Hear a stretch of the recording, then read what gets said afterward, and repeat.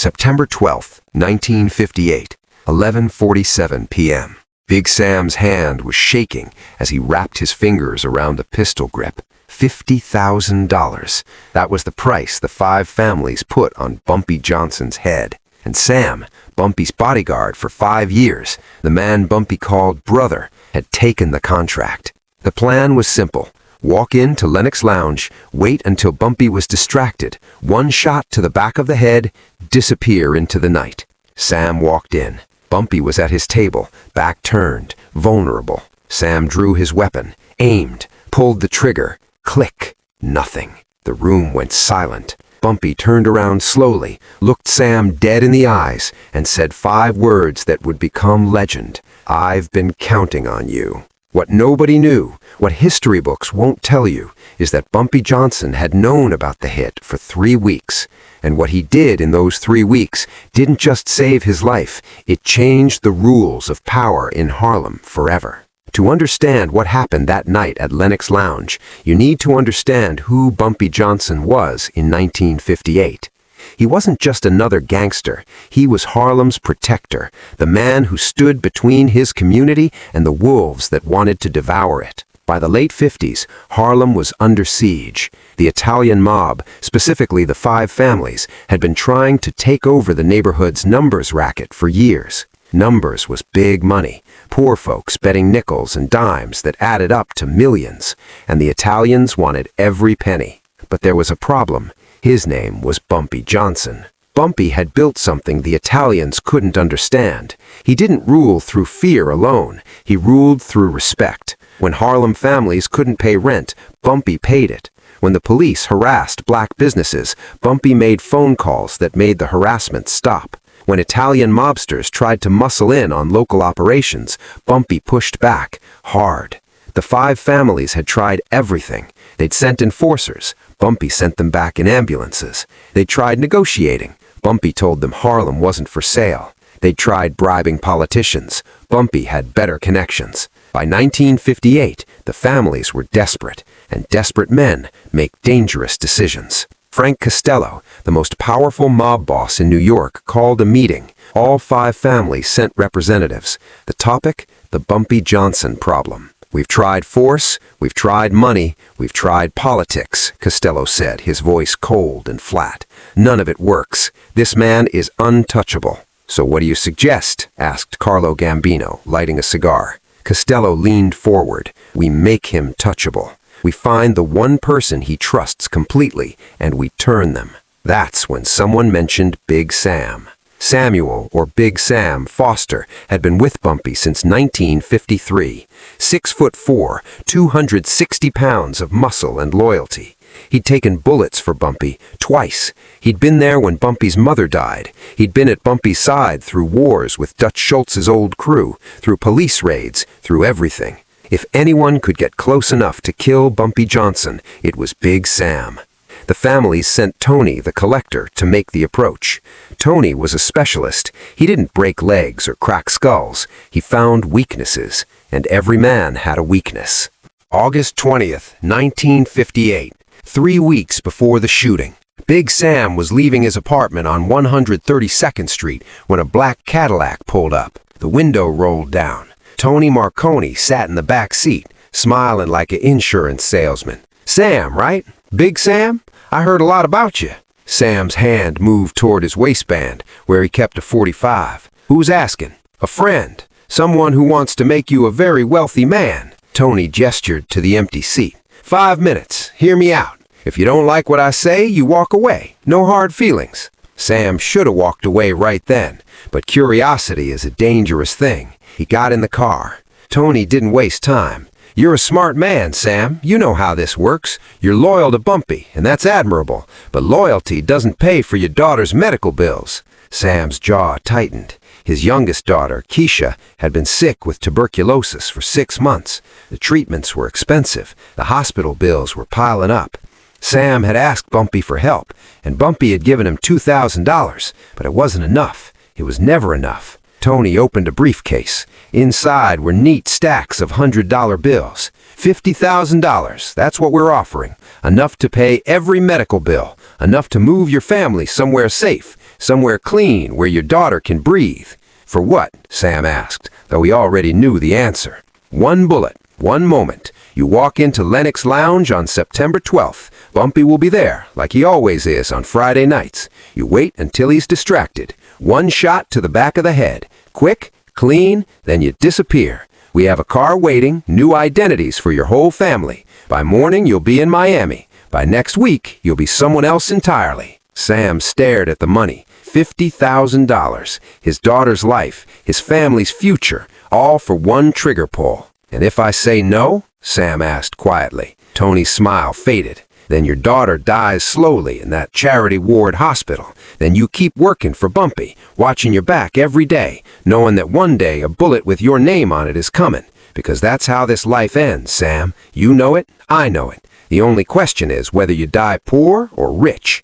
Sam got out of the car without saying a word, but the briefcase stayed with him. Tony had left it on the seat, the stacks of money visible, tempting. That night, Sam couldn't sleep. He kept seeing his daughter's face, her labored breathing, the way she tried to smile through the pain. He kept seeing that briefcase full of money, enough money to save her, enough money to give his family a real life. 3 days later, Sam made his decision. He called the number Tony had left him. "I'm in," Sam said, "but I want the money up front. Half now, half after." "Done," Tony replied. "Welcome to the winning side." What Big Sam didn't know, what Tony didn't know, was that before Sam even got into that Cadillac, Bumpy Johnson already knew about the approach. Bumpy Johnson didn't become the king of Harlem by trusting people. He became king by knowing people, by understanding that every man has a price, every man has a weakness, and every man can be bought or broken. Bumpy had eyes everywhere.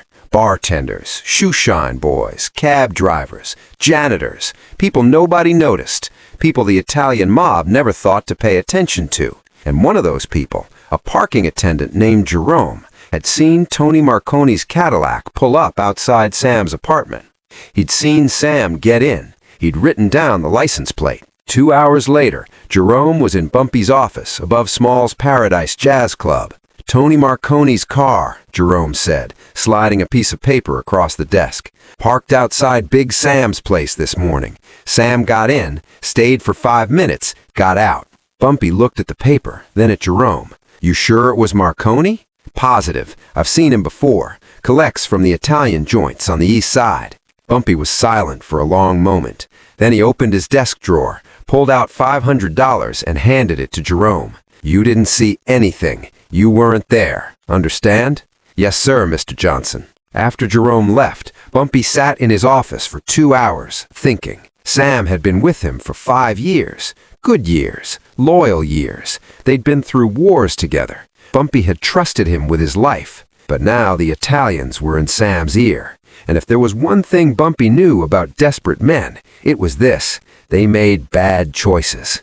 Bumpy could have killed Sam right then. One phone call and Sam would disappear into the East River. That's what most men in Bumpy's position would have done. Eliminate the threat. Move on. But Bumpy Johnson wasn't most men. Over the next 3 weeks, Bumpy watched Sam carefully. He saw the way Sam's hands shook sometimes. He saw the worry in Sam's eyes. He saw a man struggling with an impossible choice, loyalty or survival. And Bumpy made a decision. He wouldn't kill Sam. He'd teach him. Bumpy called in a favor from a gunsmith in Brooklyn, a man named Victor, who'd been modifying firearms for Bumpy for 15 years. "I need you to do something for me," Bumpy said. "I need you to make a gun that doesn't work." Victor was confused. "You want a broken gun?"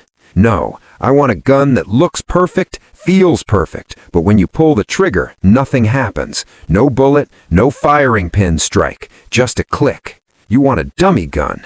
"A very convincing dummy gun. Can you do it?" Victor could. Within 3 days, he delivered a modified .38 Special that looked identical to Sam's service weapon. Same weight, same feel, but completely inoperable.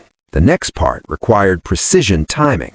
Bumpy needed to swap Sam's real gun with the dummy without Sam noticing. That meant getting into Sam's apartment when Sam wasn't there.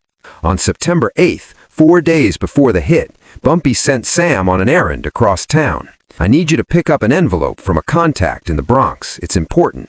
Don't come back without it." The errand would take Sam at least 3 hours, plenty of time. While Sam was gone, Bumpy and his most trusted associate, a man named Illinois Gordon, entered Sam's apartment. They found Sam's gun in a shoebox under the bed, exactly where Bumpy knew it would be. They swapped it with Victor's dummy gun. Sam would never know the difference. Now, Bumpy had to wait. He had to let Sam make his move, because if Bumpy confronted Sam before the assassination attempt, Sam could deny everything. The Italians could find another traitor. The cycle would continue. No, Bumpy needed Sam to pull the trigger. He needed Sam to commit.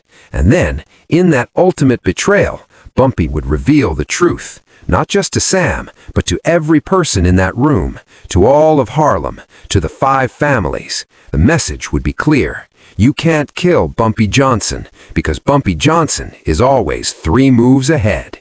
September 12th, 1958, 11:47 p.m., Lenox Lounge. The club was packed that night. 300 people, musicians, hustlers, businessmen, politicians. Friday night in Harlem meant jazz, cognac, and conversations that shaped the neighborhood's future. Bumpy was at his usual corner table with 2 city councilmen discussing a new housing development in Sugar Hill. He wore an impeccable gray suit, his trademark fedora resting on the table beside an untouched glass of Hennessy. Big Sam arrived at 11:30. He'd been drinking, not enough to be drunk, but enough to steady his nerves. In his jacket pocket was the .38 Special, the gun he'd been carrying for 5 years, the gun he thought would make him $50,000 richer. Sam positioned himself near the bar, watching, waiting. Bumpy had his back turned, focused on the conversation, vulnerable. At 11:47, Sam made his move. He walked through the crowd, hand inside his jacket, gripping the pistol. Nobody noticed. Sam was always near Bumpy. He was the bodyguard. His presence was normal, expected. Sam came up behind Bumpy's chair, 6 feet away, then 4, then 2. He drew the gun. The bartender saw it first. His eyes went wide, but before he could shout a warning, Sam had already aimed at the back of Bumpy's head and pulled the trigger. Click! The sound of a firing pin hitting nothing echoed in that suddenly silent room. The jazz band stopped mid-note. Conversations died mid-sentence. 300 people turned to look at Big Sam, standing there with a useless gun in his shaking hand, and Bumpy Johnson, sitting calmly, not even flinching. Bumpy took a slow sip of his cognac. Then he set the glass down gently and turned around in his chair. He looked at Sam, just looked at him, and in that look was something more terrifying than anger. It was disappointment. "I've been counting on you," Bumpy said, quietly. Those 5 words hit Sam harder than any bullet, because in that moment, Sam understood. Bumpy had known. He'd known everything. The approach from Tony Marconi, the $50,000, the plan, all of it. And instead of killing Sam, instead of disappearing him into the river, Bumpy had let him walk into this room and pull that trigger. Let him reveal himself to 300 witnesses. Let him destroy his own reputation, his own honor, in front of the entire community. Sam's gun clattered to the floor. His legs gave out. He sank to his knees. "I'm sorry. God, Bumpy, I'm sorry. My daughter." "I know about your daughter," Bumpy interrupted. His voice was still quiet, but it carried through the silent room. "I've known for 6 months. You think I don't take care of my people?" Bumpy reached into his jacket and pulled out an envelope. He dropped it on the table. "Keisha's medical bills, all of them, paid in full this morning. There's also a check in there for $5,000 for your family, for whatever you need." Sam's eyes filled with tears. But why didn't you tell me?" "Because I needed to know," Bumpy said. "I needed to know if you'd chosen money over loyalty, if you'd chosen their 50,000 over our brotherhood." He paused. "Now I know." Bumpy stood up. He was not a tall man, 5'9", but in that moment he seemed 10 feet tall.